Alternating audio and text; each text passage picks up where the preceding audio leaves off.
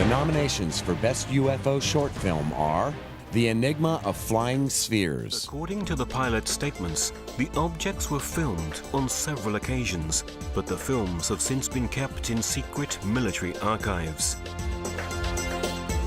Footage filmed by random witnesses began to appear in the 1950s.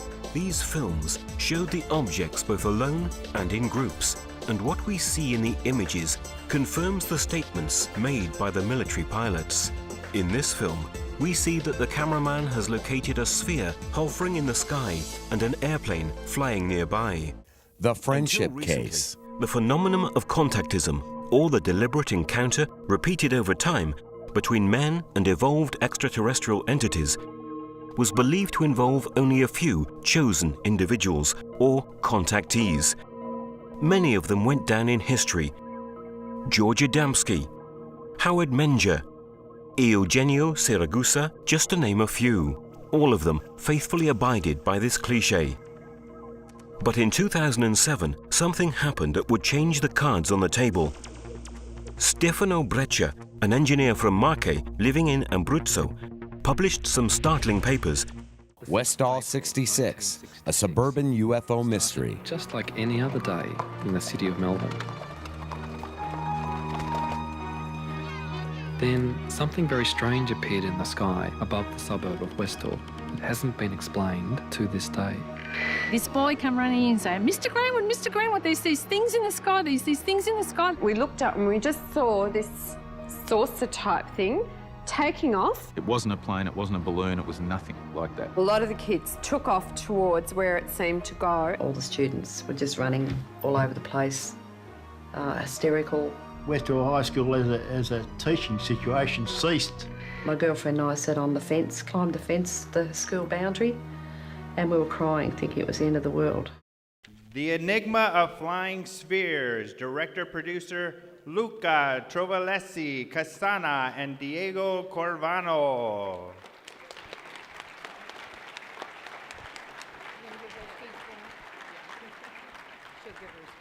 They're actually from Italy, and they weren't able to make it, so accepting the award is Maureen.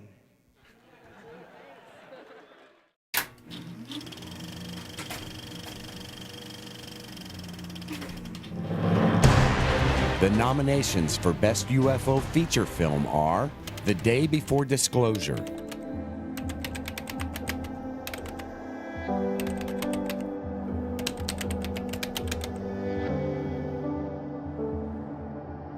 They could stop, they could absolutely stand still, and they could go Mach 10 or more at any time.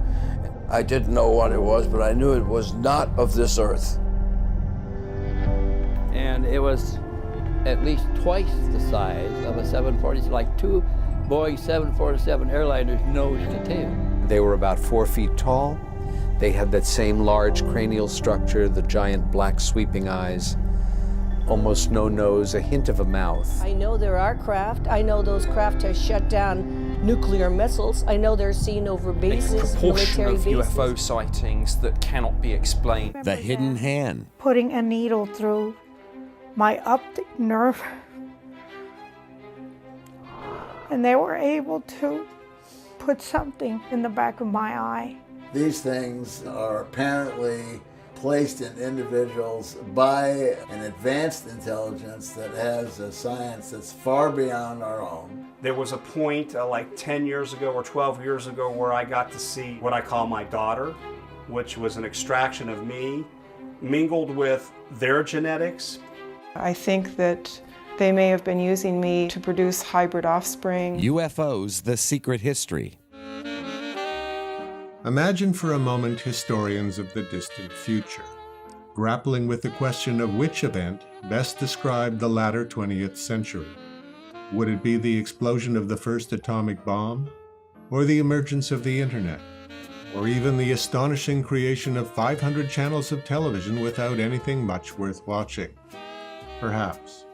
But then again, it just might be the moment on June the 24th, 1947, when the pilot of a single-engine plane, a salesman named Kenneth Arnold, was amazed to see 9 metallic objects zooming past Mount Rainier at impossible speeds. And the winner is...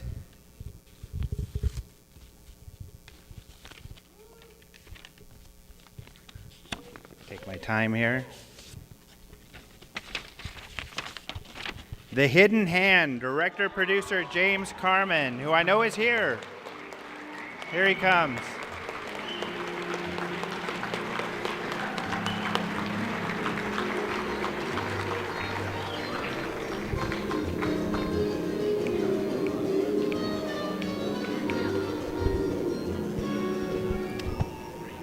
There's some. Oh, there you go. All right.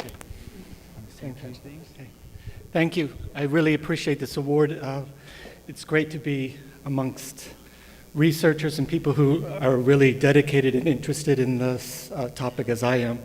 And I'd like to thank so many people that have really helped me out. First of all, Paula Harris helped me out immensely on this film. I'd like to thank her. Richard Dolan helped me out quite a bit. Paul Hellyer has been an inspiration. I've known him 2 years, and I think he's amazing, the way he's bringing activism into this whole realm. Linda Moulton Howe was great. She gave me a great interview. Former Colonel John Alexander, and so many people that are here that I really appreciate. That I thank you. I have Yvonne Smith. If I don't list everyone, thank you for helping me and supporting me and letting me interview you, and thank you for this gracious award. I really appreciate it. And thank you for Open Minds. I think you're doing a great job. Bye.